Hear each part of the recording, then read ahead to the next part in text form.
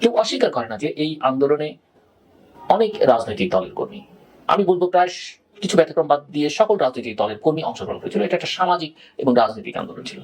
কিন্তু কেউ রাজনৈতিক দলের পক্ষ হয়ে বা রাজনৈতিক দল সিদ্ধান্ত নিয়ে সেখানে গেছে এরকমটা আমরা জানা নেই। বিএনপির প্রচুর নেতা কর্মী মারা গেছে এই আন্দোলন সংগ্রামে, কিন্তু বিএনপি দলীয় সিদ্ধান্ত নিয়ে এই কাজটা করেনি। হয়তো সিদ্ধান্ত নিলেও সেটা প্রকাশ্য ছিল না।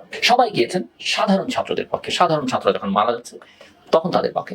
এমন একটা আন্দোলন সমাজের সব শ্রেণী এবং পেশার অংশগ্রহণ থাকে, সারা পৃথিবী জড়িয়ে থাকে। কিন্তু এখন ক্রেডিট নেবার জন্য সমন্বয়কদের মধ্যে যারা জামায়াত সমর্থক ইসলামী ছাত্র শিবিরের কর্মী, তাদের পরিচয়টা ঘটা করে সামনে এনে জামায়াত ইসলামী আসলে যে হাসিল করতে চাইছে, আমার ধারণা সেটা সম্ভবত হবে না। এই আন্দোলন কোনোভাবেই জামায়াতের কর্মীদের আন্দোলন ছিল না, বা বিএনপির কর্মীদের ছিল না, বা অন্য কোনো দলের কর্মীদের ছিল না, কিন্তু সবার অংশগ্রহণ ছিল, কাউকে অস্বীকার করা যাবে না।